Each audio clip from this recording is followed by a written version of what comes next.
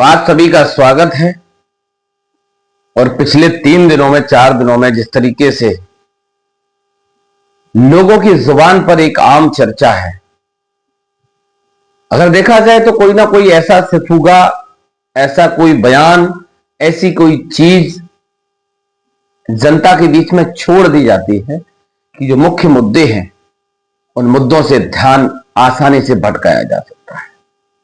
अभी ताजा मामला है बीकानेर में, क्योंकि राजस्थान में बीकानेर और बीकानेर की रैली में इस देश के प्रधानमंत्री ने एक ऐसा बयान दिया जिस बयान के बाद अमूमन जो वास्तविक मुद्दे थे उनसे लोगों का ध्यान भटककर और एक ऐसी चीज पे चला गया है जो वास्तविक अपने आप में हास्यास्पद है, सोच और समझ का अंतर बता सकती है और वास्तविकता यह भी बता सकती है कि अगर ये बयान दिए जा रहे हैं तो बहुत ही सोच समझ के साथ और प्रायोजित तरीके से दिए जा रहे हैं।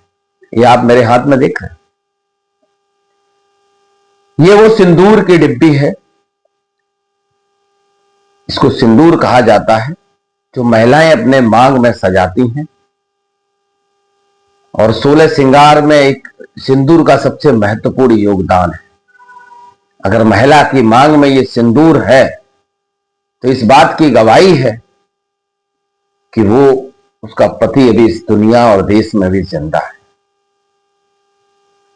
जब हम छोटे थे तो बताया जाता था, कभी कभी सिंदूर की डिब्बी उठा लिया करते थे तो घर वालों को ये डर रहता था कहीं आंखों में ना डाल ले, कहीं मुंह में ना डाल ले, कहीं पानी में घोल के पी ना जाए, क्योंकि ये केमिकल से बनता है।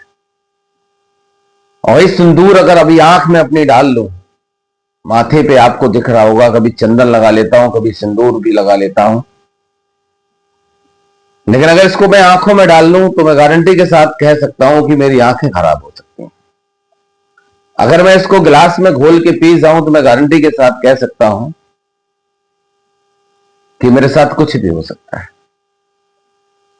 लेकिन इस देश के प्रधानमंत्री जो कि बायोलॉजिकल है, अपने आप को बायोलॉजिकल कहते हैं, वो अवतार हैं। इस देश और दुनिया में जितने भी इंसान, मनुष्य, मानव प्रवृत्ति के लोग हैं, सबकी रगों में खून दौड़ता है, ब्लड।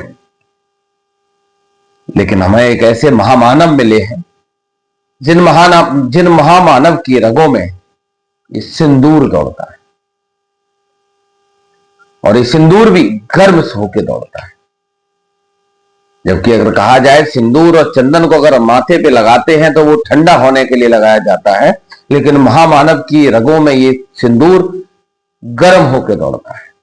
अच्छा, सिंदूर का घटनाक्रम मैं आपको बता दूं। पहलगाम में आतंकी हमला हुआ, हमारे देश के नागरिकों को आतंकियों ने निशाने पर लिया और उनकी जान गई। कई माओ बहनों के सिंदूर उतर गए। उसके बाद इस देश के प्रधानमंत्री और भारतीय जनता पार्टी की सरकार ने एक ऑपरेशन चलाया और उस ऑपरेशन को नाम दिया सिंदूर।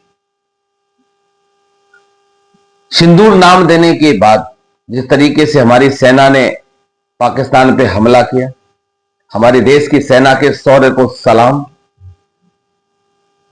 अगर देखा जाए तो सबसे मजबूत सेना अगर कहीं की है तो हमारे हिंदुस्तान की सबसे मजबूत सेना है, लेकिन सेना के शौर्य का श्रेय लेने की होड़ लगी हुई है। मध्य प्रदेश का एक मंत्री ये कह देता है कि ऑपरेशन सिंदूर को जो नेतृत्व कर रही थी सोफिया कुरैशी, हमारी कर्नल बहादुर बेटी, उसको वो आकर आतंकवादियों की बहन बता देता है। मध्य प्रदेश का डिप्टी सीएम हमारी भारतीय सेना को, जिसपे हम लोग गर्व करते हैं, उसको प्रधानमंत्री के चरणों में नतमस्तक बता देता है। और सबसे बड़ी बात यह है कि अभी तक दोनों में से किसी भी नेता पर कोई कार्रवाई नहीं। और उसके बाद बीकानेर की रैली में प्रधानमंत्री ये कहते हैं कि हमारी रगों में गर्म सिंदूर दौड़ रहा है।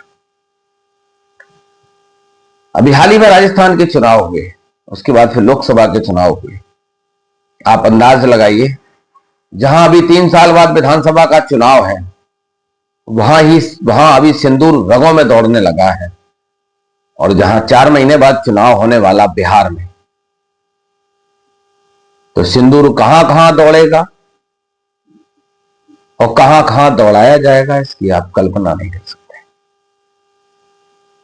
अगर नरेंद्र मोदी के बयान का मतलब आप लोग समझ गए हो और बार बार सिंदूर का जिक्र करना, सार्वजनिक रैलियों में करना, जनता के बीच में करना, तो इस वीडियो के कमेंट में आप बताइएगा कि वास्तविकता सिंदूर रंगों में दौड़ सकता है या फिर जो सिंदूर सिंदूर ये चिल्ला रहे हैं वो सिर्फ चुनावी सिंदूर है। इंतजार रहेगा आपके कमेंट का।